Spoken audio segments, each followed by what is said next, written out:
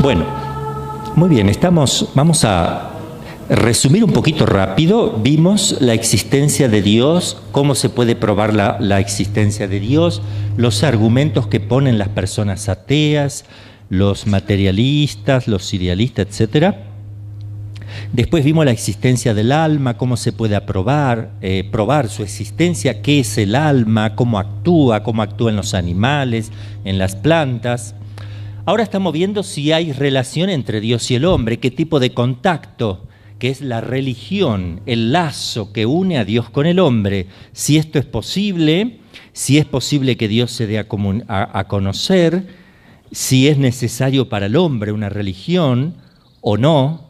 Y estábamos en este tema y vamos a empezar con las preguntas que pueden hacer la gente que niega la religión. Estamos en el punto 75. Hay gente que dice, ¿qué me importa la religión? Yo puedo pasar sin ella, o puedo estar sin ella. Esto suele decirse, ¿verdad? Y aquí pone el autor, yo voy a ir resumiendo bastante para adelantar, porque el autor repite bajo distintas formas para que uno vaya entendiendo bien completo. Por eso es importante que lo lean después despacio. Yo les voy haciendo un resumen para que la idea quede en forma general y después más en concreto ustedes leerán y profundizarán.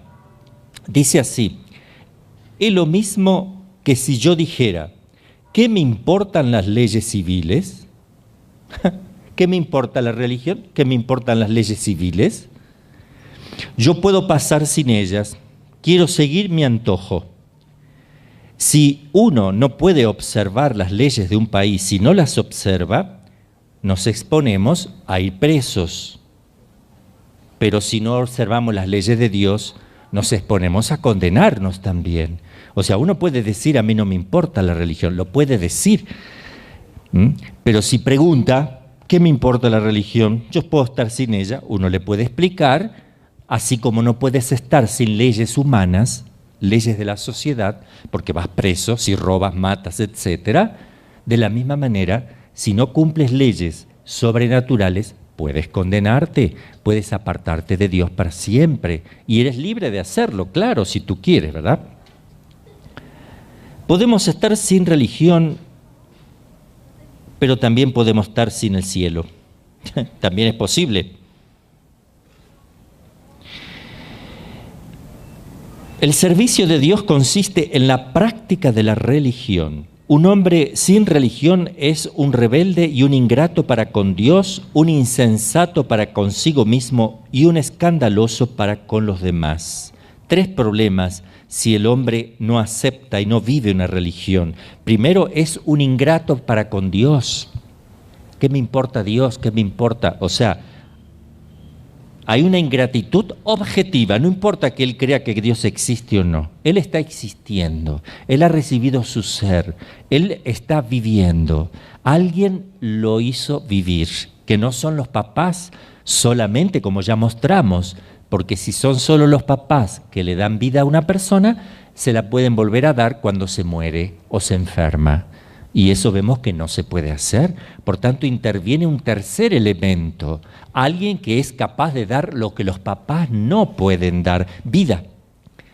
Ya repito de vuelta, los papás colaboran, pero no la dan a la vida, porque si la dan, la pueden volver a dar las veces que quieran y se las pueden dar ellos mismos si la tienen.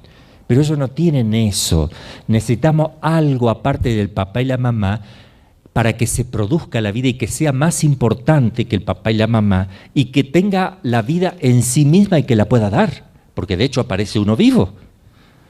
Esa capacidad no la pueden hacerlo. Los papás son colaboradores de alguien o de algo, si quieren, inteligente y que tiene la vida en sí mismo. Ya vimos quién es ese. Bien.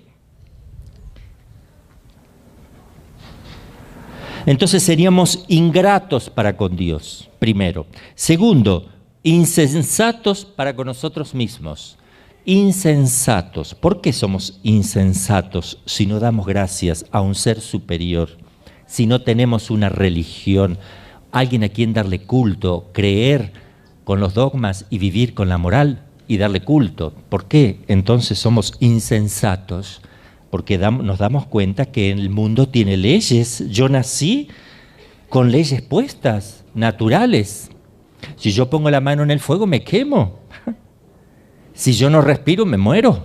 Hay leyes en la naturaleza misma que tengo que respetar. Es así. Pero también hay leyes sobrenaturales y divinas que Dios puede manifestar. Esas no. El mismo que crea las leyes naturales puede darte a conocer también leyes sobrenaturales, ¿verdad?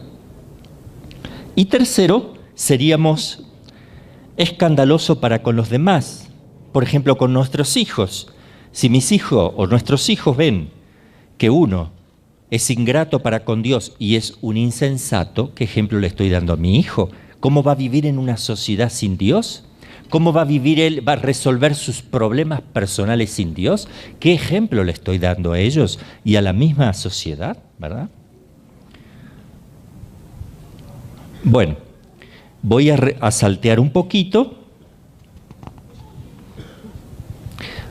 ¿Para qué sirve la religión? ¿Para qué sirve?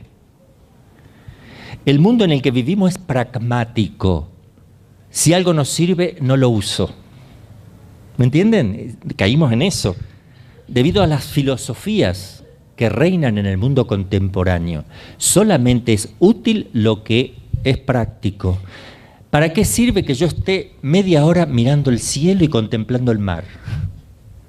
¿Para qué sirve? No nos sirve para nada. O sea, ¿de qué sirve que yo ame a alguien?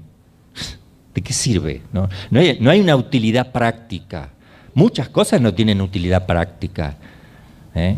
Yo no practico la religión para un beneficio personal, como mucha gente lo hace, porque eso estaría muy mal. No se practica la religión por un beneficio personal, pero el beneficio se produce aunque yo no lo quiera. Pero no debo buscar ese beneficio personal. No estaría más mal si ese beneficio que yo busco es un beneficio sobrenatural, no estaría mal. Qué sé yo practico la religión porque quiero ir al cielo, correcto.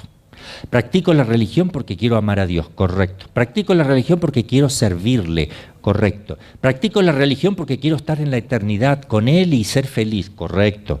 Si el motivo es sobrenatural, entonces tu religión es verdadera. Pero si tú vives tu fe por cuestiones prácticas, humanas, mundanas, ahí hay un serio problema. Puede suceder que estés queriendo utilizar a Dios. Es decir, como si Dios fuera una lapicera que mientras te sirve, la usas, útil, algo útil. Pero si no funciona o se gastó la tinta, ¡boom!, la dejas de lado. Por eso Dios no es útil. Preguntarse para qué sirve la religión, como si Dios fuera útil, no es útil. La religión es un deber de conciencia del ser humano hacia el ser superior, es un deber, no es para qué sirve.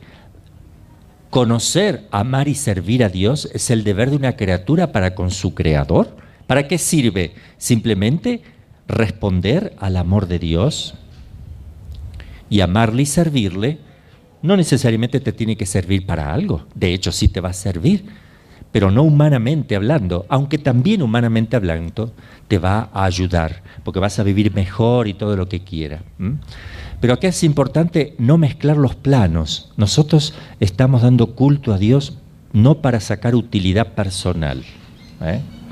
Por eso nadie puede enojarse con Dios que le ha estado siendo fiel tantos años y se murió su mamá. Es ridículo. Esa persona no fue fiel durante todos esos años. Mentira. No lo buscó a Dios por Dios. Lo buscaba como una utilidad práctica, ¿verdad? La persona que se enoja con Dios nunca vivió su fe. Se enoja con Dios porque no tiene trabajo, porque no lo ayuda, por esto, por aquello. Va por mal camino. No está sirviendo a Dios como criatura. No. Lo está queriendo usar. Aunque diga que no. La prueba concreta es que Él está enojado. Esa es la prueba concreta. ¿Cómo te puedes enojar con Dios si se supone que le amas y lo sirves? Un sirviente no se va a enojar con su dueño. Somos menos que un sirviente, menos que un esclavo, ¿verdad? Somos nada, nada. Venimos a la existencia por puro amor de Dios, ¿verdad? Bueno, ¿para qué sirve la religión? No hay nada más dulce, maravilloso, hermoso que practicar la religión, puesto que ella responde a las aspiraciones humanas. Dios, cuando pide algo, no es que va contra del ser humano. La religión me ayuda a realizarme como persona, a encontrar el sentido de la vida. O sea, eso es maravilloso. Te sirve de alguna manera, pero si tú purificas tu intención, repito, porque si vas a buscarle para sacar ventaja, no te va a ayudar para encontrar el sentido de la vida, no te va a dar esperanza, no te va a dar alegría y paz, no vas a ver la religión como algo hermoso, sino como algo tedioso, que lo haces o por miedo, o porque a la larga vas a sacar ventaja, o por utilidad, pero no porque les estés amando a Dios. Porque si le amas a Dios, entonces no sientes pesada la práctica de la vida cristiana.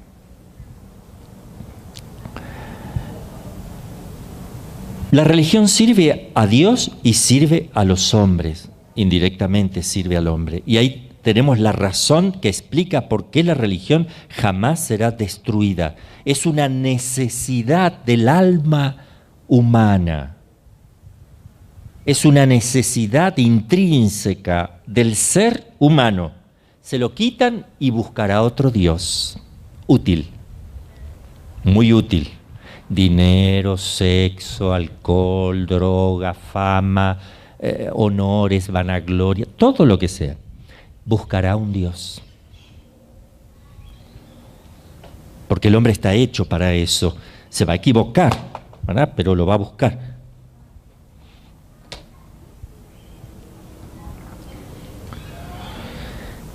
El instinto religioso es lo más profundo, lo más universal de la naturaleza humana. El instinto religioso, puesto por Dios dentro de uno. Así como Dios pone en un pájaro, ahora tengo una pajarera ahí donde estoy allá arriba con algunos pajaritos, Dios puso en ellos que elijan la comida y coman.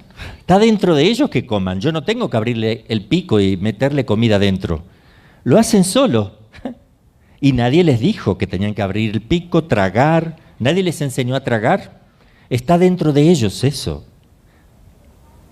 Bien, está en la naturaleza más profunda del ser humano el deseo de Dios y de servirle y de estar. Quien no va por ese lado es porque está mal.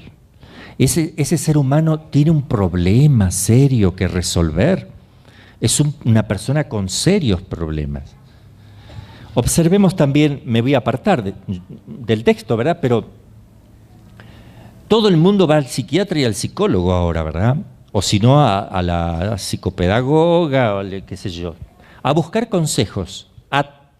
Y le cuentan todo, del marido, todo. Y de la suegra y todo le cuentan hasta los pecados más íntimos y todo. Necesita el ser humano sacar todo y que alguien le escuche y que le conozca su interior y su ser más íntimo. Porque necesita de alguien, sobre todo cuando no tiene a Dios. Porque si no lo va a buscar en el sacerdote, en una buena confesión, una buena dirección espiritual y una buena orientación.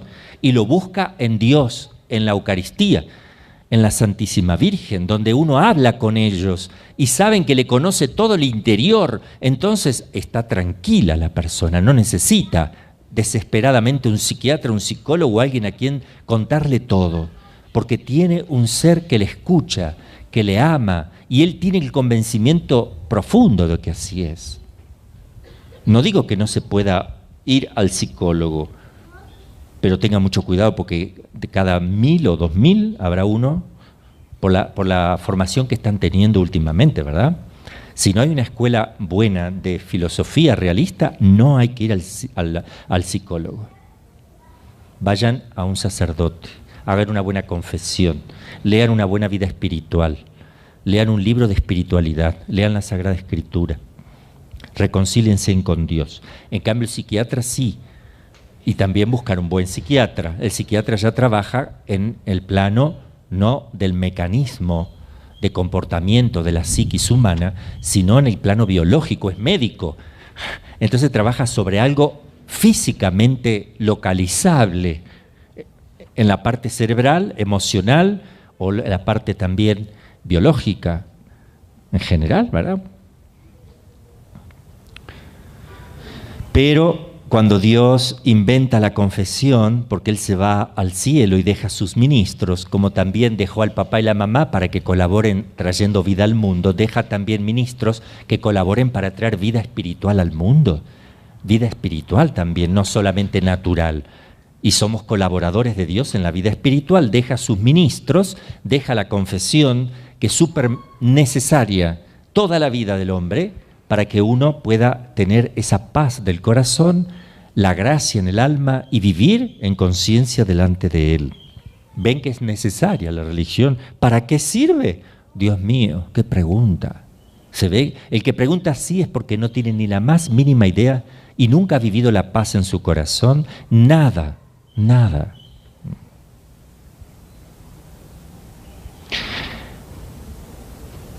Entonces el instinto religioso es lo más profundo, más universal, lo más universal de la naturaleza humana. Donde hay rastros de hombre, hay rastros de religión. Más que el instinto que tiene un pájaro de abrir el pico para comer. Más. Porque esto es de orden espiritual, lo otro es físico, biológico. Esto es espiritual, es un alma espiritual que supera lo natural, lo material, cuasi infinitamente. ¿La religión para qué sirve? Es la salvaguardia de la sociedad. Inspira a los gobernantes a practicar la justicia. Impone al pueblo el respeto por la ley, el amor a la patria, el amor a las familias, el amor al prójimo.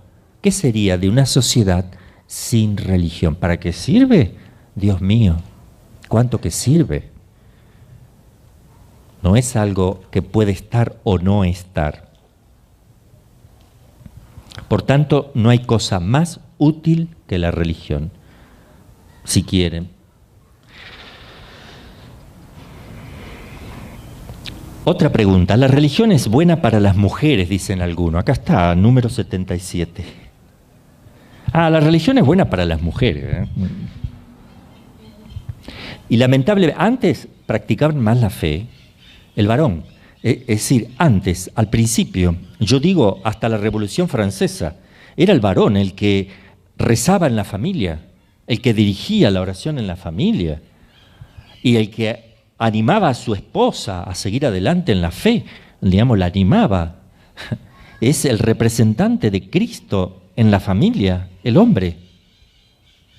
Después de la Revolución Francesa, que se empezó toda la burla, el sarcasmo contra la fe y todo, fue apareciendo la religión como un sentimiento. Es algo que tú sientes, no. Y sobre todo después de la Reforma Protestante también, donde empieza el subjetivismo, las impresiones de la sensibilidad, los sentimientos a juzgar. Se juzga con los sentimientos, pero no con la cabeza, las cosas de Dios. ¿Cómo sabe que la Biblia es palabra de Dios? Porque lo siente, yo siento que eso es así. Por favor, no somos gatos, perros para sentir y salir corriendo ante un peligro, ¿verdad? Nosotros tenemos la inteligencia que es enormemente superior. Y la religión está hecha para una cabeza, para una inteligencia, un corazón y los afectos. Pero primero a la inteligencia, la fe va a la inteligencia.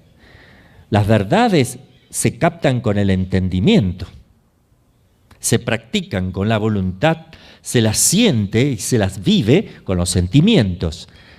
Pero no los sentimientos solos que juzgan todo.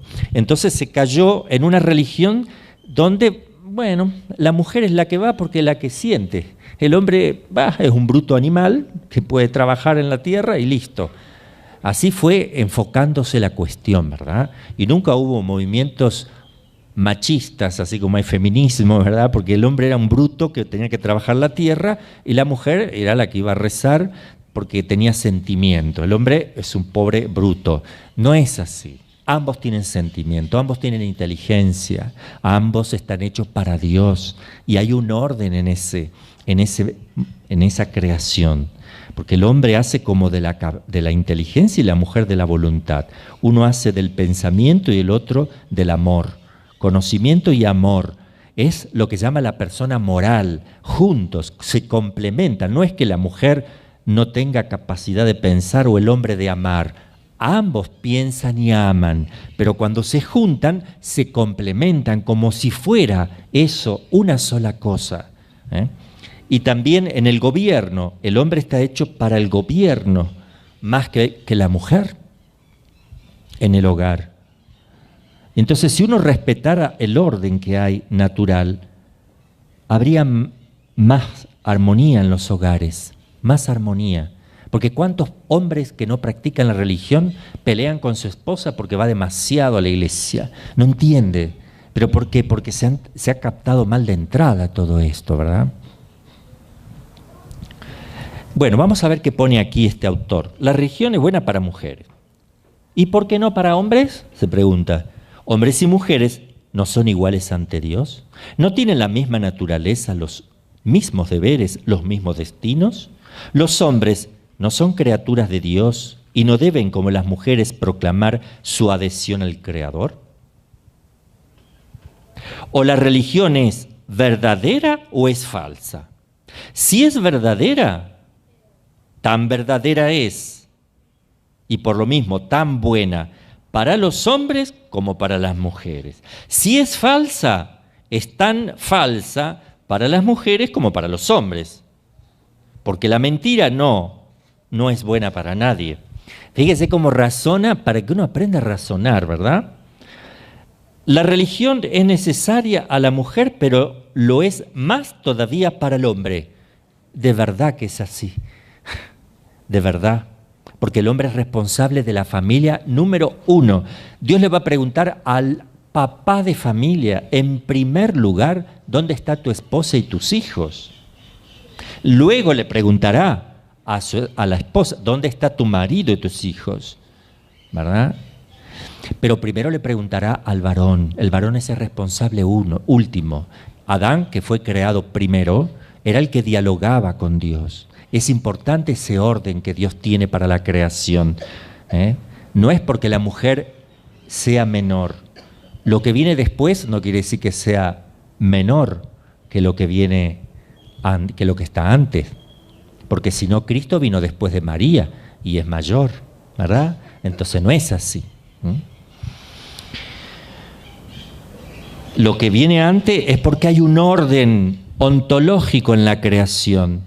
Nos damos cuenta porque Dios creó en 6 etapas. 6 días, que son etapas. Y hay un orden en esa etapa. Hay un orden perfecto que según los científicos es maravilloso, porque va de lo menos a lo más. En el relato de la creación es maravilloso.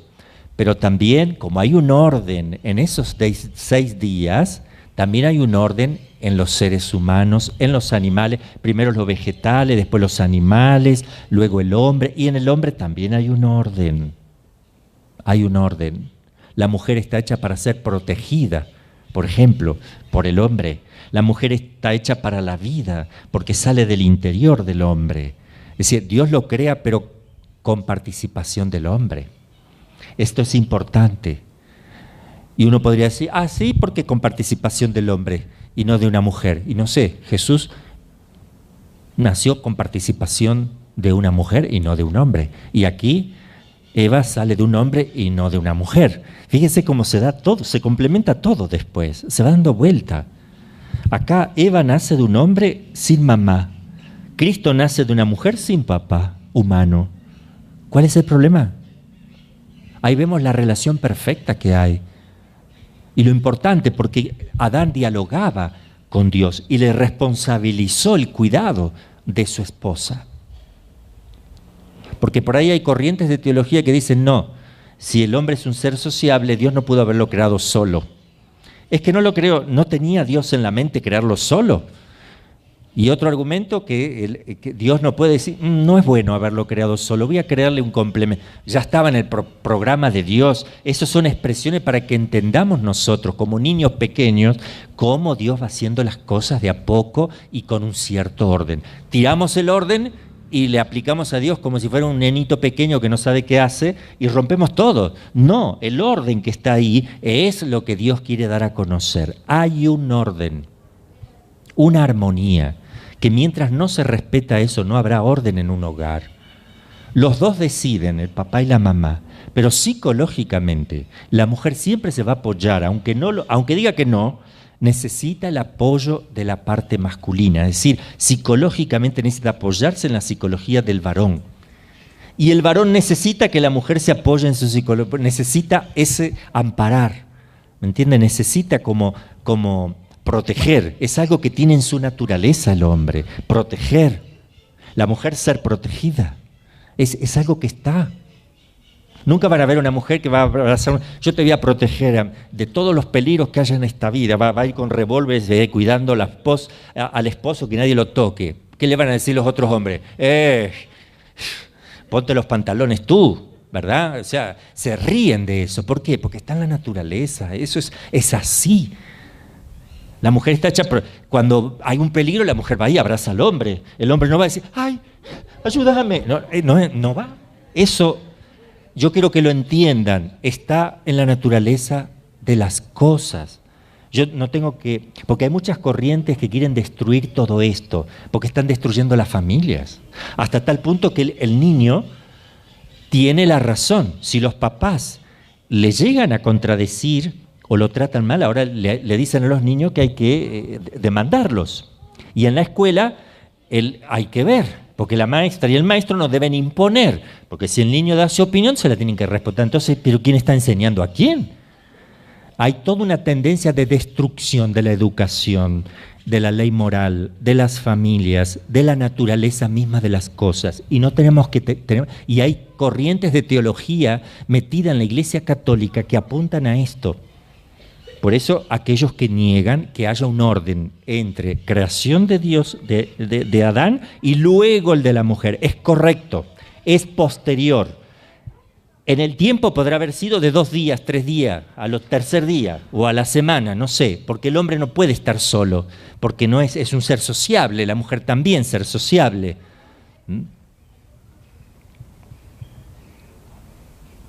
¿Y cómo es feliz la mujer? Haciendo feliz al varón. Eso también está ahí. Y de alguna manera, cuando el varón deja que la mujer lo ponga contento, ella está contenta. Y ahí está. ¿Cómo hace contento el hombre a la mujer? Dejar que la mujer lo ponga contento a él. Dejarse poner contento. Ya está. La mujer no necesita más porque está hecha para dar. La mujer está hecha para dar vida, pero da todo. Está hecha para dar. Entonces, ella busca ponerlo contento al varón, y si el varón deja que ella lo ponga contento, ella está contenta, y él también. Pero cuando el varón se resiste a eso, ahí viene un problema. Bueno, después, pero eso está en la naturaleza misma, no lo podemos sacar.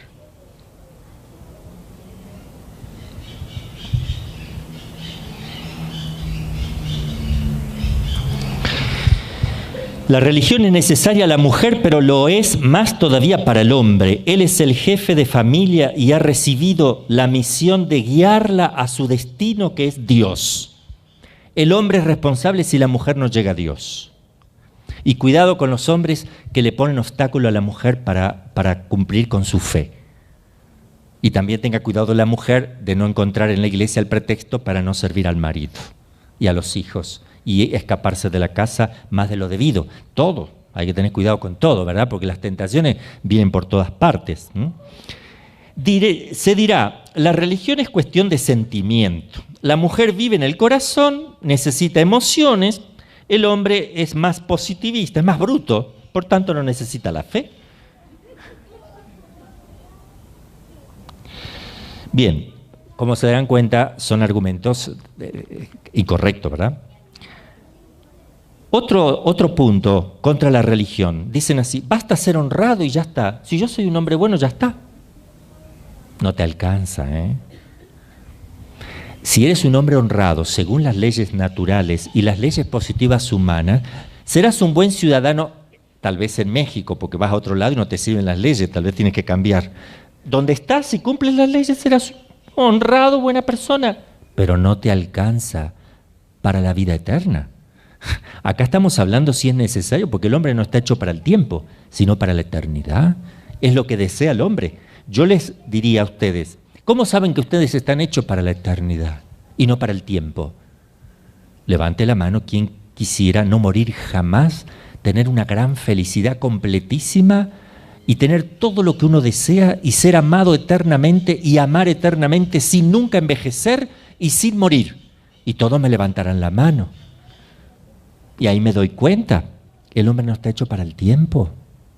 Todos tenemos eso, así como un pájaro abre la boca solo para comer su alpiste y sabe distinguir entre un alpiste y un pedacito de piedra, lo sabe distinguir porque hay una ley interna. Así también el hombre desea eso porque Dios se lo ha puesto. Dios le ha puesto eso en el corazón. Y eso es la natural. Ahí me está hablando Dios de que hay una vida eterna y que eso lo vamos a encontrar. Y me está diciendo que en este mundo no es posible eso, porque nadie llegó a eso. ¿Eh? ¿Cuántos? Basta ser honrado. Sí, basta para evitar el patíbulo o la cárcel. Basta ante los hombres quizás, pero no basta ante Dios, soberano juez. Porque hay personas que dicen, yo no mato, no robo y no le hago mal a nadie. Entonces no necesito a Dios, voy a ir al cielo. O sea, no necesito practicar la religión, perdón. Porque yo no mato, no robo y no le hago mal a nadie. Ahí se le terminó el mal. Imagínate, 2 males ahí nada más. Matar y robar, ¿verdad? Como si esas 2 cosas fueran los únicos males. Segundo, como si uno, cuidando de no hacerle mal a nadie en la sociedad, tú vas a ir al cielo. Si no le diste culto a Dios, que es uno de los elementos de la religión, no podrás entrar en la vida eterna. Si no practicaste la moral cristiana, no podrás entrar a la vida eterna. Al menos la moral natural, si es que no llegaste a conocer a Dios porque no tuviste la posibilidad. Y si no conoces la doctrina, ¿quién es Dios? No conoces, siendo católico, tu catecismo tampoco. Y no amarás a Dios, porque sin conocimiento no puede haber amor. Dios pasará a ser una consideración más, algo más de quien hablar, pero no es un ser personal a quien amas, porque no le conoces.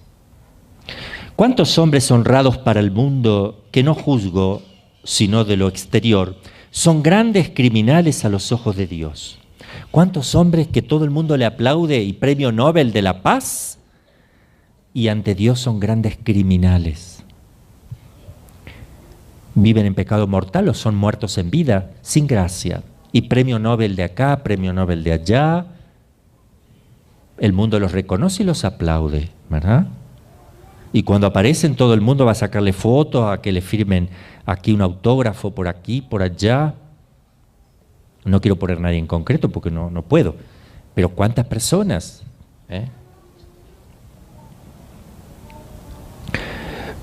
No se es honrado cuando no se practica la religión. Así que por más que digan yo soy honrado, uno tiene que decir no. Honrar, la palabra honrar es importante. Honrar padre y madre, yo soy honrado, yo honro a Dios. No, si eres honrado tienes que honrar primero lo que está en primer lugar. Porque si yo honro un pájaro y no honro una persona, ¿qué me van a decir? Si honro un gusano, honro a ver una gallinita, un pollo, un pato, lo honro, pero no honro al prójimo. ¿Qué me van a decir? Estás mal. Y si honro al prójimo, pero no honro a Dios, ¿qué me van a decir? El que no cree en Dios te va a decir, correcto, pero Dios sí existe. Y yo, si no honro a Dios y honro a los hombres y todo lo demás, no me sirve. Otra pregunta, otra consideración. Yo tengo mi religión, sirvo a Dios a mi manera. Yo tengo mi religión. Sí, la botella. Yo tengo mi religión. Tú mismo. Yo tengo mi religión. ¿Qué cosas? Tus ideas, tus caprichos, tu vida sin sentido. ¿O qué cosa es tu religión? ¿Verdad? Yo tengo mi religión, sirvo a Dios a mi manera. ¿Qué manera de servir? Tendrías razón si Dios hubiera dicho, cada cual podrá servirme como quiera, pero no es así. Dios es el único que tiene derechos divinos.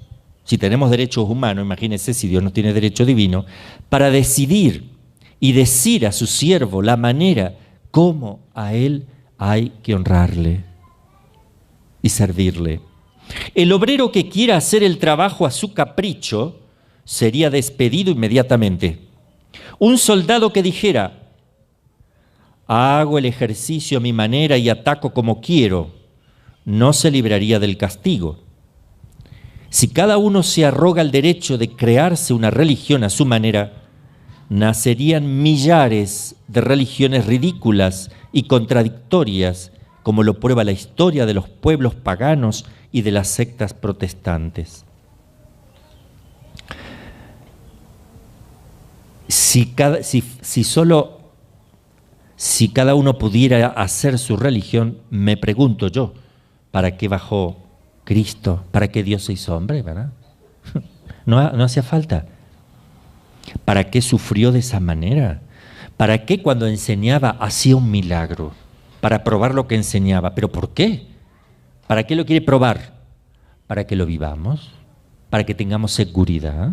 Ya vamos a ver cómo se prueba la religión, porque nosotros abrazamos la religión, ahora ya vamos a ver un poquito más adelante cómo sé que esta religión es mía. A ver, yo quiero pruebas, y esa vamos a tener que poner las pruebas, ¿verdad? Pero vamos despacito. Bueno, empezamos con otro punto también de la religión, pero muy importante. No hay más que una religión buena. ¿Cómo sabe usted, padre? ¿Por qué eso? Vamos a ver. ¿No se acuerdan ustedes cuando dijimos que no puede haber dos dioses? Muchos de acá tal vez no estaban en todas las clases. Nosotros poníamos ejemplo, ¿verdad? ¿Por qué no puede haber más de un Dios? ¿Quién es capaz de explicarlo aquí adelante? A ver, Nancy, pase. Muy bien. ¿Necesita una escalerita, algo así? ¿O va a poder? No, va a pasar adelante porque así le ve la cámara, ¿verdad?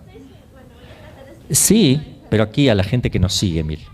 Bueno, no puede haber más de dos dioses, porque si fueran dos dioses, el Dios es infinito, perfecto, y la perfección lo tiene uno, y si hubieran dos, el otro le faltaría lo que el otro Dios tendría, y entonces sería imperfecto. Ok, a ver si te entendí. A ver, lo explico y tú me dices si es correcto. Si yo tengo dos, para que haya dos, uno debe tener algo que el otro no tenga. Porque si los dos tienen todo, absolutamente todo, ¿cómo los distingo? Al menos uno tiene que estar a la izquierda, el otro a la derecha, ¿verdad? Pero ¿y si no están a la derecha? Porque tienen están en los dos lados a la vez. Entonces, ¿cómo los distingo? Si son exactamente iguales. Tiene que haber algo que se diferencie. ¿Están de acuerdo? Si hay algo que se diferencia, uno va a tener eso y el otro no. Y el que no lo tiene no es Dios, porque no tiene todo. Es imposible. Si los dos tienen todo, no lo puedo distinguir, por tanto es un solo Dios. No puede haber dos ni más, tiene que haber uno. Gracias, hermanita, lo explico bien. ¿Me entienden? Si yo encuentro en uno, tengo que encontrar algo que el otro no tenga para poder distinguirlos, repito. Pero si uno tiene algo que el otro no tiene, el que no tiene eso es imperfecto. Y ya no es Dios, porque es imperfecto. Así que con la razón me doy cuenta que tiene que haber un solo Dios. Por tanto, con la razón me puedo dar cuenta que puede haber una sola religión. Porque si son dos, una tiene que tener algo distinto de la otra. ¿Y quién tiene la verdad? Y Dios no es mentiroso. Si Dios reveló dos cosas y una tiene algo distinta de la otra, entonces una de las dos es falsa. Entonces Dios es mentiroso. Tiene que haber una. Ahora vamos a ver algunos argumentos, ¿eh? Aunque a muchos no les guste todas estas cosas, pero es la realidad. Hay una sola revelación, una sola.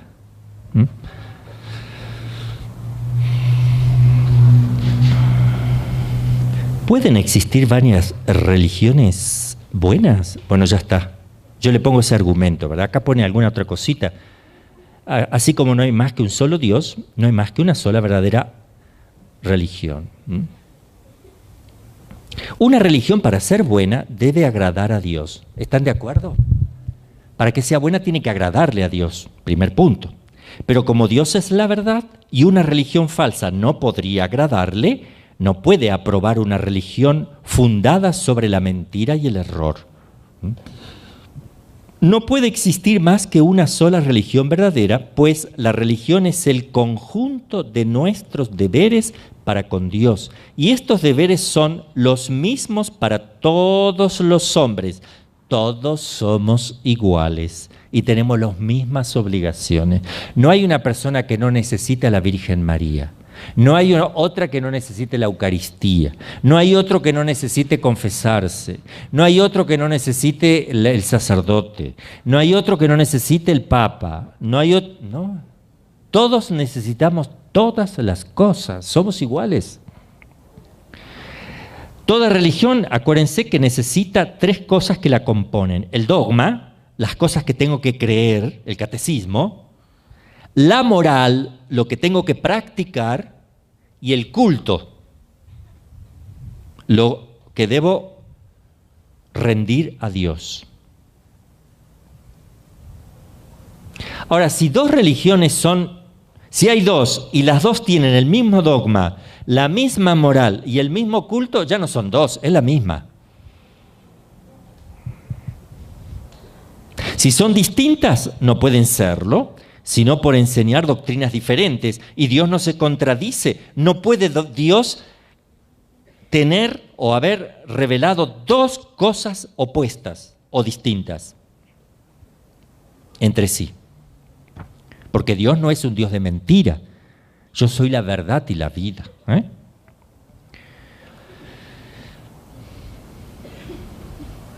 Cuando los protestantes dicen, nosotros servimos al mismo Dios que los católicos, luego nuestra religión es tan buena como la de ellos, contestamos, ciertamente ustedes sirven al mismo Dios, porque hay uno solo, puesto que no hay más que uno, pero no les sirven de la misma manera.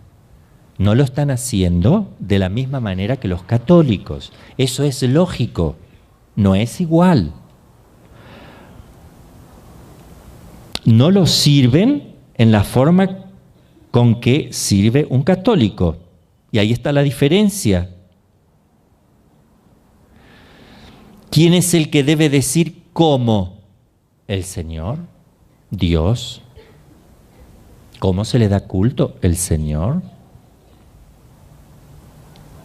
Otra objeción. Todas las religiones son buenas. No todas las monedas o los billetes son buenos, porque hay algunos falsos, ¿verdad? No hay que distinguir entre las verdades. ¿No distinguimos acaso entre los billetes, los verdaderos de los falsos? Ahora cuando uno va al supermercado le miran todos los billetes de 100, de 50, todo se mira así, a la luz. Y uno dice, me pones mal, porque me estás tomando de un ladrón, de un estafador, porque a mí me pone tan mal, a mí me hace mal cuando uno paga y empiezan como diciendo, no, yo miro a la gente que miran todo como diciendo, yo no soy el... Tal vez vayan a encontrar una, porque yo tampoco me doy cuenta, tal vez, si lleguen a encontrar una falsa, yo me voy a poner rojo, voy a decir, mire, disculpe, no, qué feo que es eso. Pero hay monedas falsas, y no es lo mismo que la verdadera, por eso se cuida tanto. Si se cuida tanto un billete, ¿por qué no cuidamos la fe? ¿Por qué no miramos la fe así a la luz? ¿Por qué cada verdad no la vemos bien, y estudiamos bien, y la vivimos bien? ¿Por qué no? Si vale más que un billete. Por lo menos de 100 pesos, ¿no? Si todas las religiones son buenas, bueno, ¿qué? Un absurdo. Es cierto que en las diferentes religiones hay algunas verdades admitidas por todos, obvio. Alguna, no mentir, tal vez coincide, ¿ven? No matar, algunas coincide, pero no todo. Como son la existencia de Dios, la espiritualidad del alma, la vida futura, la recompensa, etcétera, el castigo. Pero entre ellas se contradicen en puntos fundamentales.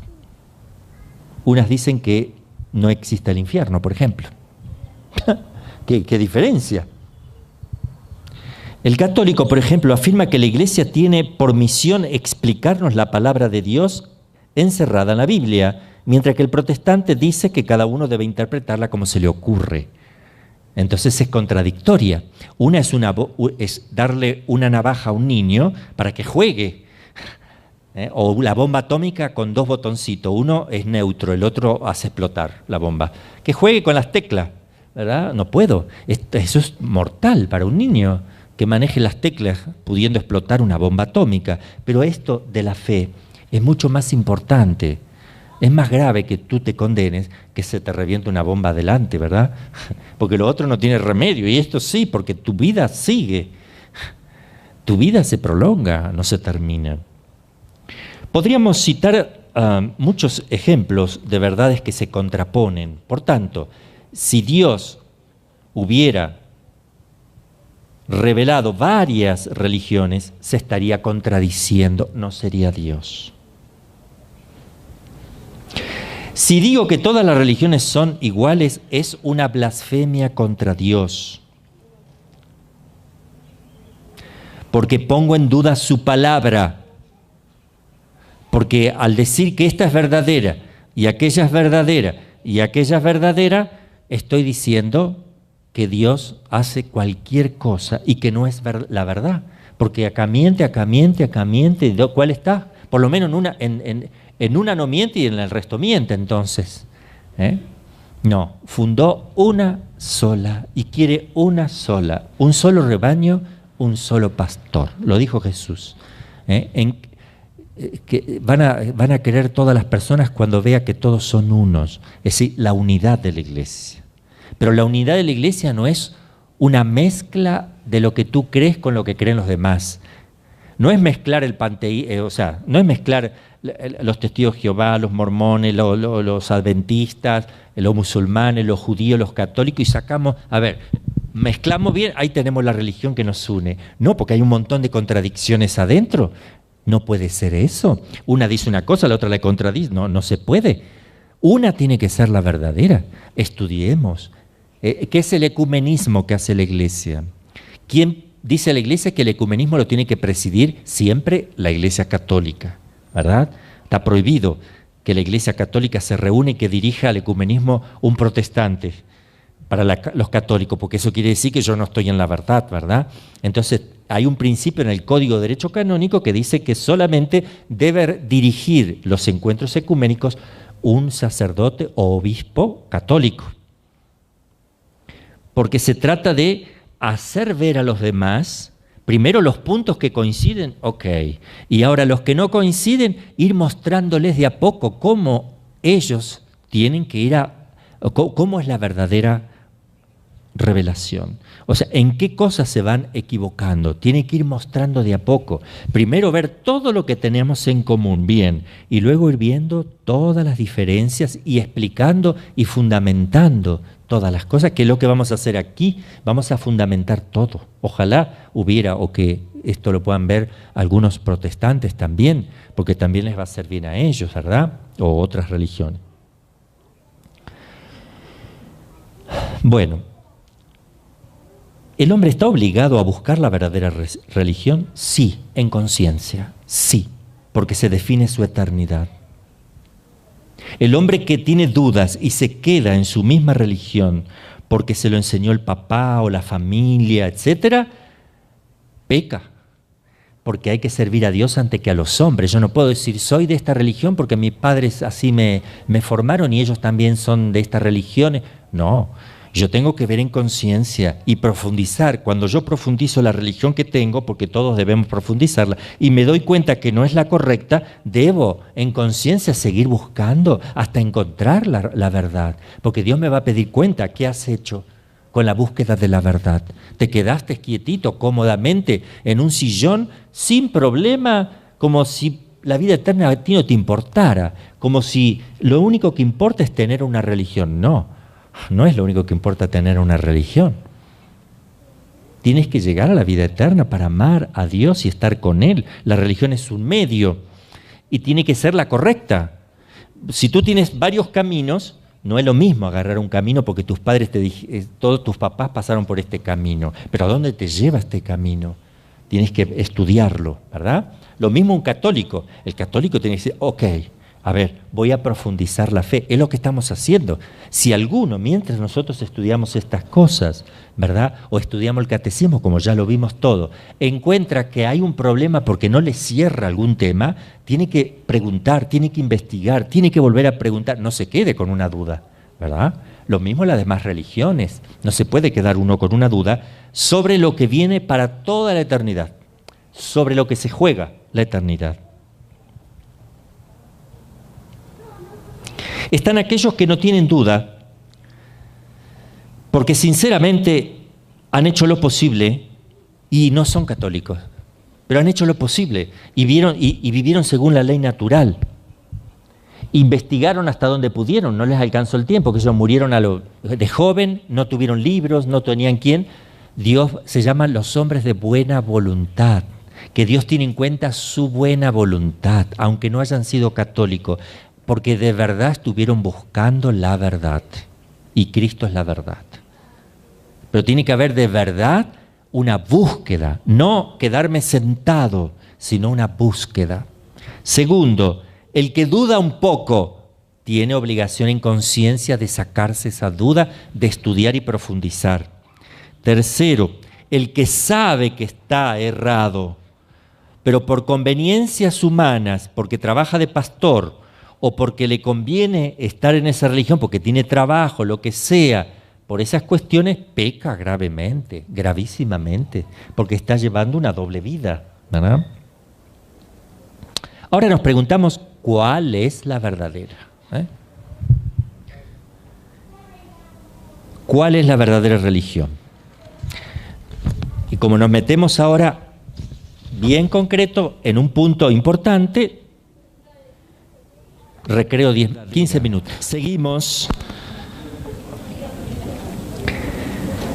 La verdadera religión es la que viene de Dios. A ver, vamos a grabar bien en nuestra mente para que no nos confundan. Este es un razonamiento que tenemos que hacer desde lo básico. La verdadera tiene que venir de Dios, punto. Yo tengo que demostrar eso. La que Dios mismo ha revelado. Esa es la verdadera. Ahora, vamos a ver. La verdadera religión debe venir de Dios. En una casa el padre, el cabeza de familia, es el que debe mandar. Él es el que debe dictar leyes a su familia. El que ordena a la familia, que dice, vamos a estar a esta hora, se hace esto, se organiza aquí, vamos a comer a tal hora. Dios es el padre y el rey de la familia humana. Luego, a Dios solo compete el derecho de regular el culto que el hombre está obligado a tributarle. A él solo determinar el modo como quiere ser honrado, el modo. A él solo le corresponde el derecho de ser honrado. Y Dios nos enseña de dos maneras. A través de la naturaleza nos enseña. Ya están esas leyes, no las puedo transgredir. Aunque yo las quiera negar, la mayoría me va a decir que estoy loco, pero con el tiempo hasta se pueden hacer cosas contra la ley natural, ¿eh? De hecho, no sé, no quiero decir cosas porque a mí me da vergüenza las cosas, las leyes, las cosas que leo en los periódicos. Yo ni sé cómo explicarlo porque a mí me da vergüenza lo que le enseñan a los jóvenes, ¿verdad? Tener relaciones como animales, ni quiero decir cosas así porque de verdad es tan feo todo eso, pero están haciendo cosas contra la naturaleza y por eso uno no puede estar tranquilo. Entonces Dios me habla por la naturaleza, ¿verdad? Me habla por la ley natural que ya está, pero también puede, si quiere, darme a conocer sobrenaturalmente, que Él manifieste en forma de ley positiva lo que quiera, no solo natural, sino positiva. Harás esto, harás aquello, quiero esto. Eso lo puede hacer Dios, es posible al menos. Vamos a ver si lo hizo, pero es posible. Porque así como el hombre también nace aquí y tiene sus leyes naturales, pero también dicta leyes positivas. Toda autoridad tiene que legislar también y hacer cumplir las leyes, ¿verdad? Entonces, también Dios dicta leyes, además de haberla puesto en la naturaleza, indica qué se debe hacer. Es posible al menos, vamos a demostrar si eso es así. Dios entonces enseña por la razón, porque me doy cuenta solito con la cabeza que hay leyes que tengo que cumplir, y también por la revelación. Por la revelación consiste en verdades y preceptos.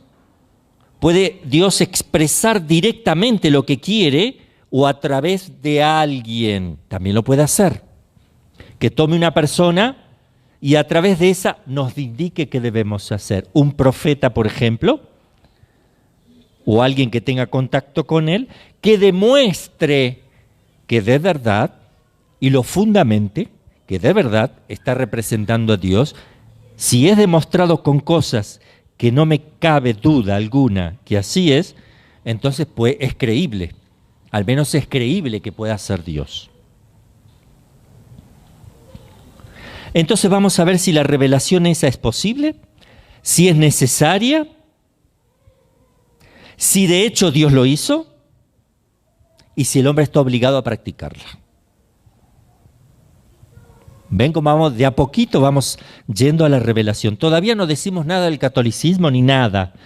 Por ahora es todo eso posibilidades, porque estamos usando la razón nada más. ¿Qué es la revelación? Si voy a hablar de la revelación, vamos a ver qué es la revelación. La revelación es la manifestación de las verdades religiosas que Dios hace al hombre, fuera de las leyes ordinarias, naturales, que las complementan esas leyes, no las contradicen, porque si no, no sería el único y mismo Dios. Complementan leyes naturales. La palabra revelar significa, ¿qué significa revelar? ¿Qué es un velo? Revelar, quitar el velo, algo que cubre, algo que no se puede saber lo que hay debajo, uno levanta eso y quita el velo, ¿verdad? Revelar viene de ahí. Entonces, Dios revela, la palabra revelar significa apartar el velo que cubre un objeto, es decir, manifestar a alguien una cosa que él ignoraba y que había olvidado, o que había olvidado. Dios revela cuando manifiesta a nuestra inteligencia verdades, hasta entonces desconocidas, olvidadas o mal entendidas. Desconocidas totalmente, olvidadas o mal entendidas. Dios se revela para que podamos conocer bien y llegar más seguro a la vida eterna. Esa es la palabra revelación y a esto nos referimos. La revelación es un acto sobrenatural, no es de la naturaleza, es sobrenatural. Es algo misterioso, hay una intervención que no es de leyes naturales, que está por encima. Es Dios que entra a la naturaleza. Él se mete en este mundo, en esta realidad, a dar a conocer algo. De hecho, Dios está aquí. Ya lo probamos con la inteligencia, que está en la creación creando y mantiene las cosas, está actuando, ¿verdad? Ahora falta que a la inteligencia le dé algo a conocer.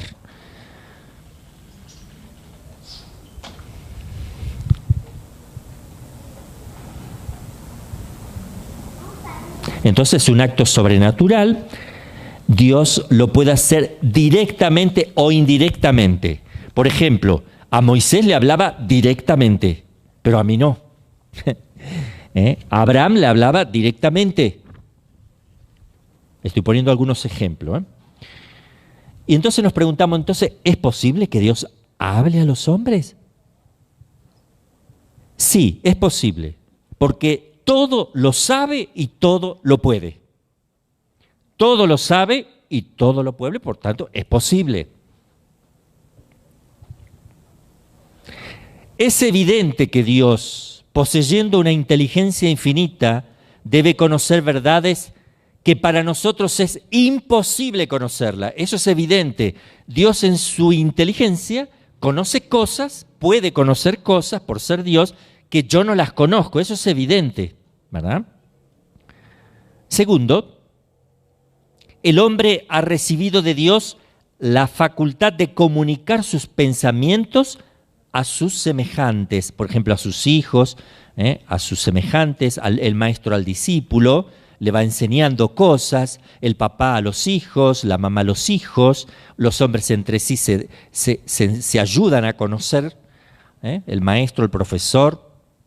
Es decir, que un inteligente le transmite cosas a quien no sabe para ayudarlo a desempeñarse mejor.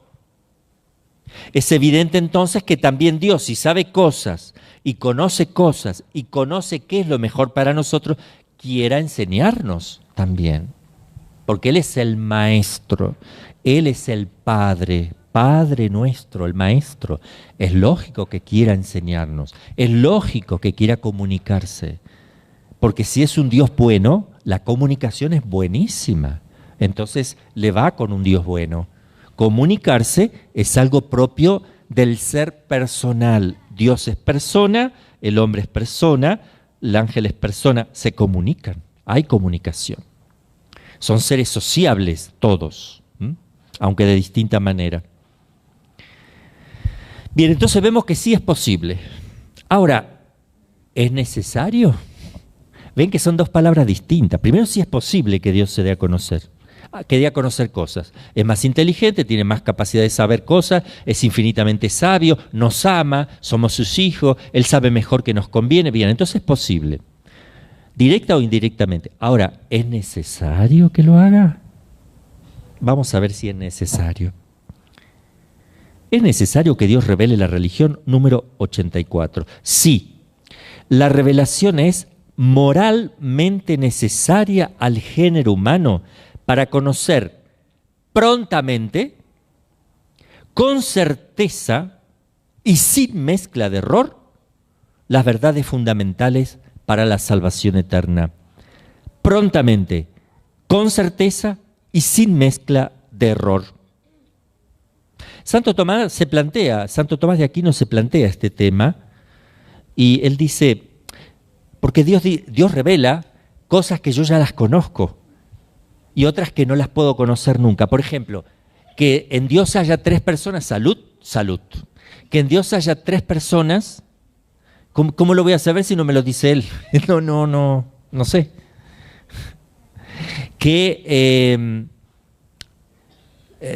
el misterio de la gracia, que Él vive dentro de nosotros, yo no sabía. Es decir, lo sé porque Jesús lo dijo, si Él me lo da a conocer, sí, pero yo no lo puedo saber por sí mismo. No puedo saber por mí mismo que en la Eucaristía está Jesús presente, si Él no me lo dice. No lo puedo saber. Pero hay otras que sí me los dice, que yo ya las sé. ¿Y entonces para qué me las dice?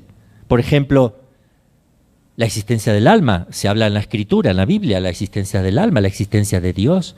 Que Dios premia a los buenos y castiga a los malos, eso está en la naturaleza. Uno lo puede llegar a saber, porque es propio. Nosotros sabemos que el mal en la conciencia, que cuando hago el mal, la conciencia me remuerde. ¿Por qué? Porque uno sabe que va a haber un castigo por algo malo y que hay un premio por algo bueno, por eso me pongo contento, ¿verdad? O que hay un cielo y hay un infierno que Dios castiga, y bueno, tiene que haber un lugar bueno, todos deseamos la eternidad, y que pueda haber un lugar donde que están los malos, eso pasa en la tierra con la cárcel, y con los que están premiados le dan un viaje no sé a dónde, y el que se porta mal va a la cárcel, eso lo hacemos en la tierra. Por tanto, eso es natural, yo me doy cuenta solo de todo eso. Ahora, ¿por qué Dios revela cosas que tal vez yo solo llego a la conclusión de que tengo un alma? Porque ya vimos eso, yo llego a la conclusión por la razón de que tengo un alma, pero también Dios lo reveló. ¿Por qué lo revela? Para que más rápidamente, con mayor certeza y sin mezcla de error, podamos conocerlo todos, porque no todos tienen esta capacidad de poder estudiar para llegar a saber que uno tiene un alma, por ejemplo. ¿Ve?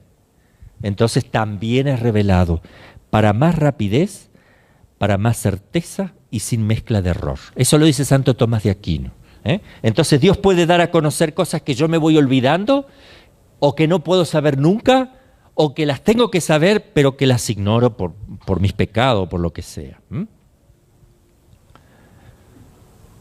Hay una necesidad moral. La necesidad moral supone para el hombre una dificultad muy grande, porque pero no invencible, para llegar al conocimiento completo y cierto de las verdades de la religión natural. Es decir, moralmente, el hombre puede llegar a conocer por la sola razón los que son los 10 mandamientos. Eso todo ser humano puede saber los 10 mandamientos sin que Dios los haya dado a conocer, porque están escritos en el corazón del hombre. Dar culto a Dios, amarás a tu Dios. Eso está en el corazón de todos los pueblos, esto ya lo probamos. Honrar padre y madre, ya está, eso es natural en la persona. Alguien que le escupe al papá o le da un cachetazo o le pega al papá o lo desobedece, uno sabe que está mal, no precisa que Dios se lo diga en los mandamientos. No robar, no matar, no fornicar, no levantar falsos testimonios. Uno se da cuenta que todo eso es natural, pero Dios lo da a conocer ¿para qué? Para que prontamente, con certeza y sin mezcla de error, sepamos que ese es el camino. Y además va a dar a conocer otras cosas. Entonces, moralmente, los que no llegaron a conocer a Dios porque no conocieron la revelación, al menos tienen escrito en el corazón los 10 mandamientos para practicarlos. Y Dios va a pedir cuenta con los 10 mandamientos que no conoce la persona, pero que está escrito en su corazón. Y lo tiene que vivir. Es decir, que cualquier persona que roba no puede decir en el juicio de Dios, Señor, yo no sabía que robar está mal. O no puede decirle, yo no conocí la Biblia. ¿Para qué quieres la Biblia si tú sabías que robar está mal? Al menos si hubieras practicado eso. Matar, honrar a tu papá, a tu mamá, darme culto a mí, amar al prójimo. Eso está en la naturaleza. No levantar falso testimonio, no fornicar, no desear la mujer de tu prójimo porque es una pertenencia, le pertenece al otro. Es robar también eso, ¿verdad? Bueno, vamos aproximándonos lentamente al tema, pero no importa que, fíjense que este autor es muy delicadito en ver todos los argumentos. Yo me salté un poquito porque si no se haría muy pesado. Vamos resumiendo. Algunos dicen, me basta la razón y no necesito la revelación. Y esto es falso. Primero, la razón no ha bastado a los más grandes genios del universo para conocer el conjunto de las verdades y deberes religiosos. Por ejemplo, hay pueblos que terminaron siendo caníbales y matando, dando culto a dioses como por ejemplo el sol y matando víctimas para darle de comer al sol para que al otro día amanezca, ¿verdad? O sea, pero porque son errores de la naturaleza humana. Hay un reconocimiento de un Dios, saben que hay que ofrecerle cosas, pero ahí puede intervenir el demonio que me hace ver que eso es lo que tengo que hacer cuando puedo hacer otras cosas, ofrecerle fruta y mi trabajo y las primicias de los trabajos o lo que sea. Bueno, ahí entra la naturaleza caída, entra el demonio que tienta y entra el mundo. Y hay un error. Pero si Dios lo revela y da a conocer cómo quiere el culto, entonces el hombre no va a caer en eso. Porque sabe por revelación cómo Dios quiere ser amado. La razón ni siquiera es capaz de resolver todas las cuestiones que deben necesariamente formar parte de una religión. La razón no lo hace todo. Necesita que Dios le dé a conocer cómo Él quiere ser honrado, amado, glorificado. La religión sobrenatural requiere misterios, preceptos positivos, un fin sobrenatural y medios que convenzan. Medios que me convenzan de que eso sí es de Dios y de que eso está revelado. Vamos a ver esto.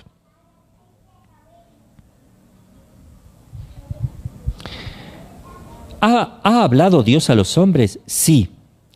Y es tan cierta que Dios ha hablado a los hombres como lo es que el sol brilla al mediodía en un cielo sin nubes. La revelación es un hecho histórico 1000 veces más cierto que todos los que nos presenta la historia. Atención con esto. Dice el autor que la revelación, el hecho de que Dios revele cosas, es más cierto que todo lo que la historia misma nos revela. A ver si esto es así. Tenemos como prueba la historia de dos grandes pueblos, el pueblo judío y el pueblo cristiano, que cuentan con más de 500 millones de hombres esparcidos por todas partes del mundo. Dos grandes religiones, judía y cristiana. La revelación es un hecho histórico y como todos los hechos debe ser probado por el testimonio y los monumentos auténticos.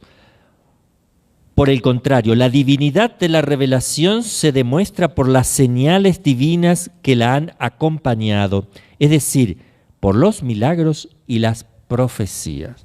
¿Qué pasaría si yo a ustedes les digo, yo les digo así a ustedes, a ver, hay un cielo y van a ser premiados? ¿Quieren que se los pruebe? A ver, acá hay un cementerio. A ver cómo se llama esta persona, Juan. Juan, levántate. Y se levantó Juan. Lo que este hombre está diciendo una cosa. Si este hace eso y me dice que hay un cielo, ¿para quién es este? Atención, porque si yo pruebo con milagros, que no, el milagro que es algo que no es natural, es suspensión de ley natural, eso es un milagro, tiene que ser auténtico. Y si yo digo algo y lo pruebo con un milagro, que no es natural, entonces quiere decir que es sobrenatural. Entonces estoy dando validez a lo que estoy diciendo por un hecho que todos están viendo, que es sobrenatural. Entonces, lo que el Padre está diciendo, que si Dios me está diciendo algo y yo se lo digo y lo pruebo con un milagro que es imposible que la naturaleza lo repita, transformar agua en vino, por ejemplo, entonces lo que el Padre está diciendo es verdad porque Él lo está probando. Porque eso solo se puede hacer por iniciativa sobrenatural, porque naturalmente no es posible.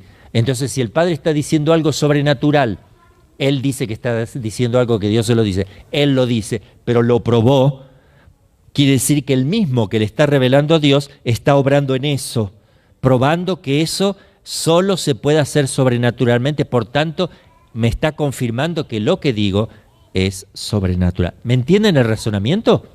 Ok, vamos a ir probando las cosas en el Antiguo Testamento, en el pueblo judío y en el pueblo cristiano, donde se fundamenta nuestra fe.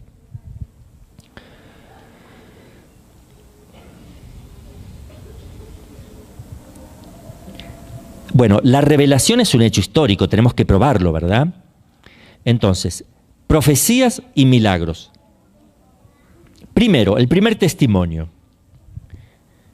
Vamos a ver la revelación en el pueblo judío, uno de los pueblos más antiguos del mundo, uno de los más antiguos del mundo.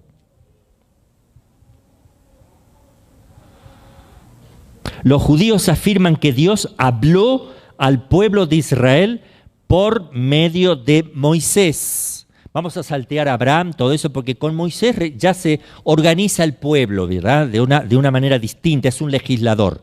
Entonces vamos a partir de Moisés para ahorrar, pero podríamos partir de Abraham y tomar los Abraham, Isaac, Jacob y todos los milagros y el arca de Noé y todo lo que quieran. Pero vamos a partir de Moisés para simplificar un poquito. Y le prometió enviar otro profeta, el Mesías, el que esperan todavía. Los judíos siguen esperando ese Mesías y ahí viene la diferencia con el cristiano. Que el cristiano lo reconoce, los judíos que reconocieron a Jesús se convirtieron al cristianismo, pasaron a ser cristianos. Los mismos judíos que reconocen que ese era el Mesías, ellos mismos se llaman cristianos, y los paganos que también reconocieron, cristianos, y se forma la religión cristiana con judíos, paganos y de cualquiera que ha creído en Cristo. Pero viene de los judíos. Son los mismos judíos, algunos que aceptaron, creyeron, y otros que fue sobre todo la jerarquía que estaba cerrada, estaba mal había corrupción dentro de la jerarquía judía en ese momento, fariseos, saduceos, escribas, donde Jesús era muy duro con ellos, justamente por la corrupción que había, y era muy misericordioso con el pueblo judío de abajo, lo más simple, sencillo, ¿verdad? Porque ahí se conservaba la fe. De ese grupo nace el cristianismo, con los paganos, convertidos también, y ahí tenemos el pueblo cristiano. Ok.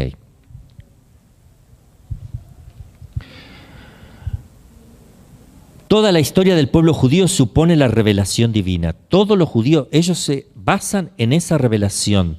Ahora, segundo, como segundo testimonio, eso era el primero, pueblo judío. Segundo, del hecho de la revelación vemos en todo el mundo la humanidad civilizada, más de 500 millones de hombres, católicos, cismáticos, protestantes, dicen a grito: Dios ha hablado. Particularmente por medio de Jesucristo, pero habló por Moisés y habló por los profetas e hizo milagros. 500 millones de hombres actuales. Esta incontable generación de nuestros días ha sido precedida por otra generación anterior, esta por otra, y así sucesivamente durante 19 siglos. Contando solamente 3 generaciones, si yo cuento solo 3 de 500 millones de cristianos por siglo, tenemos más de 20.000 millones de hombres que han creído y creen todavía que Dios ha hablado a los hombres. La humanidad cristiana es para nosotros un testimonio perpetuo e irrefutable de la revelación divina, unos de ellos. No sé si entendieron el argumento. Contemos la cantidad de millones de cristianos a lo largo de toda la historia, ¿verdad? No solamente actualmente judíos, sino lo que compone 2000 años. Y si quieren para atrás con el pueblo judío, todos 3500 años. Si partimos desde Moisés. La cantidad de millones de personas que aceptaron la fe. No es un argumento irrebatible, sino que es un hecho histórico, nada más, que tiene fuerza, porque no son tan estúpida, tanta cantidad de gente tonta a lo largo de ojo, que hay sabios, hay genios, hay de todo. Cuidado. Parece que hay fundamento, porque si nadie que parta de una mentira puede influir en tanta cantidad de personas que han vivido bien y han dado su vida en testimonio. Entonces todo eso lo vamos a ir viendo de a poquito. Existe un libro admirable, el más antiguo. Yo no digo la Biblia, digo existe un libro, porque todavía no voy a hablar de Biblia, de a poquito. Después vamos como si no supiéramos nada, ¿me entienden? Hay un libro, el más antiguo, una colección de libros que se deriva en 2 grandes categorías, los del Antiguo Testamento, anteriores a la venida de Jesús, y Nuevo Testamento, desde Jesús para adelante. 2 bloques. Los 5 primeros libros de la Biblia, le estoy explicando que existe un libro que se llama Biblia, de a poquito. No digo que es palabra de Dios todavía, existe un libro histórico. 5 primeros libros se llama Pentateuco, viene de Penta, 5, ¿verdad? Nos cuentan, no cuentan menos de 3.400, 3.500 años, ¿ok?, de existencia, porque fue escrito en el 1500 antes de Cristo, más 2.000 son 3.500. Resultan, pues, anteriores en más de 500 años a los anales escritos de los pueblos más antiguos. Tiene 500 años antes que los escritos más antiguos que se conocen. 500 años más. Moisés, autor de los 5 primeros libros, que no venga alguien a decir que no, porque ya hay de todo, ¿verdad? Niegan hasta los milagros de la Biblia, cualquier cosa. Moisés es el autor fundamental de los 5 primeros libros llamados Pentateucos. Moisés, entonces, autor de los 5 primeros libros, vivió más de 1000 años antes de Heródoto, el historiador profano más antiguo cuyos escritos han llegado hasta nosotros. 1000 años antes vivió Moisés que este historiador cuyos escritos también tenemos. Esto le da a Moisés una autoridad incomparable. Es que después de transcurrir 4000 años, la ciencia misma viene a afirmar, 3500 años, a afirmar sus narraciones, a pesar de haber intentado 1000 y 1000 veces desmentirla. Los recientes descubrimientos hechos por los sabios en Egipto, en Caldea, en Palestina, y en Qumran, últimamente, que acá no lo habla porque esto es anterior, los descubrimientos de Qumran, hacen resaltar aún más la veracidad de la Biblia. Yo estuve todo en esos lugares, ¿verdad? Estuve viendo, tocando, confirmando, estuve viajando por todo lo que es la Turquía actual, que es todos los pueblos primitivos, ¿verdad? Éfeso, Sardes, Esmirna, Tiatira, la Macedonia, Antioquía de Pisidia, Antioquía de Siria, lo que es Tarso. Estuve en la parte del mar Mediterráneo y toda la parte donde se esparce. También estuve aquí en Qumran, viendo los lugares donde los monjes primitivos vivieron. Muy importante todo esto, constatarlo, verlo, estudiarlo. Y hay gente que estudia y se dedica a eso. El Antiguo Testamento encierra 40 libros, divididos en 3 clases: libros históricos, libros didácticos y libros proféticos. Los últimos libros de la Biblia forman, ya dijimos, el Nuevo Testamento, datan de hace 2000 años, desde la época de Cristo, nos narran el nacimiento, la vida, las obras de Jesús, ¿verdad? El Mesías prometido, según los judíos, anunciado algunos judíos, anunciado en los primeros libros de la Biblia. El Nuevo Testamento contiene los 4 evangelios, los Hechos de los Apóstoles, 21 cartas o epístolas y el Apocalipsis. Nadie puede dudar de la autenticidad del valor histórico de estos libros. ¿Por qué?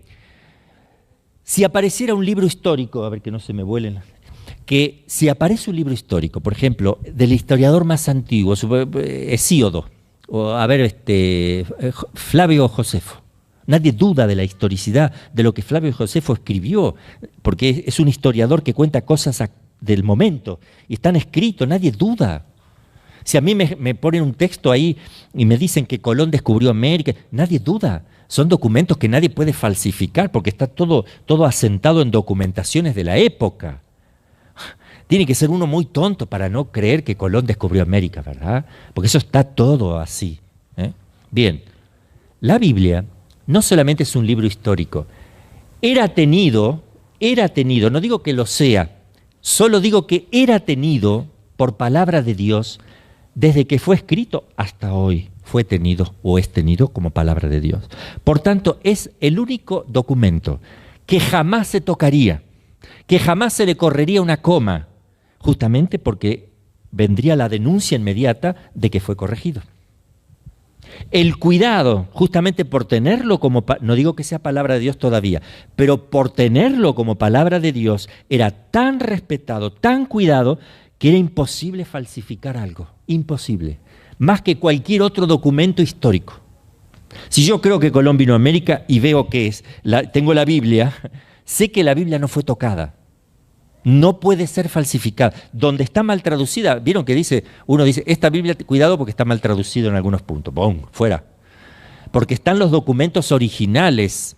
Está la versión griega de los 70, ¿verdad? Que 400 años antes de Cristo se escribieron en Egipto. 70 sabios que tradujeron del hebreo al griego, con 70 traductores que se la pasaron haciendo ayuno y oración.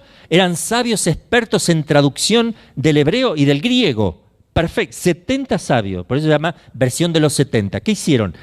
Tomaron la Biblia hebrea, que venía siempre siendo la misma, y hicieron una traducción al griego, pero por separados. Cuando se juntaron los 70, coincidieron los 70, hasta en la coma, todo, no hubo ninguna, eso es histórico lo que le estoy diciendo, no hubo ningún desfasaje de palabra, nada. Los 70 sabios, por eso se llama la versión griega de los 70, muy famosa, porque coincidieron los 70 en la traducción. Fue milagroso eso no sucede. Si con dos personas que traducen una misma cosa esto es milagroso, es una intervención milagrosa de la cual llamó mucho la atención. Cuando Cristo vino a la tierra, él citaba esa versión griega de los 70. Citaba eso. Las frases que decía Jesús eran de la versión griega de los 70, que es una traducción del hebreo al griego. 400 años antes de Cristo fueron entre 400 y 450 años antes de Cristo. Bien, pero fíjense ustedes, yo quiero que al menos humanamente veamos lo que es este documento. Palabra de Dios no te lo van a tocar. Es el documento más fiel desde el punto de vista humano. Ahora, si además, si está escrito ahí como documento que Cristo le dice a una persona llamada Lázaro, que huele mal y que 4 días está sepultado, y dice que eso fue así, es un documento que se escribe en el momento, los evangelios, que están vivos un montón de gente que le pueden decir, eso es mentira, eso es falso, no puedes ponerlo como palabra de Dios porque eres un mentiroso, esto no se juega con la palabra de lo que sea. Nada.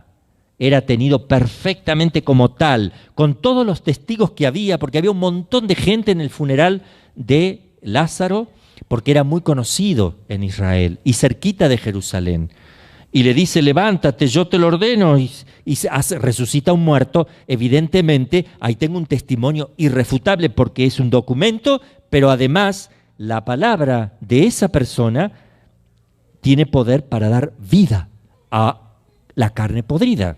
Por ejemplo, estoy poniendo un ejemplo de Jesús, pero vamos a ir para Moisés ahora, para atrás, con las plagas de Egipto, con un montón de cosas que han sucedido y son documentos históricos, donde el rey de Egipto se asusta y dice, váyanse.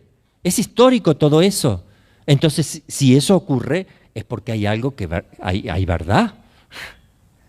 Deja salir todo un pueblo que después se arrepiente y los sale a perseguir y que los destruye el mar rojo, los destruye todas. Eso es histórico. Bien, vamos a ir despacito. Yo me entusiasmo y se me va el tiempo, ¿verdad?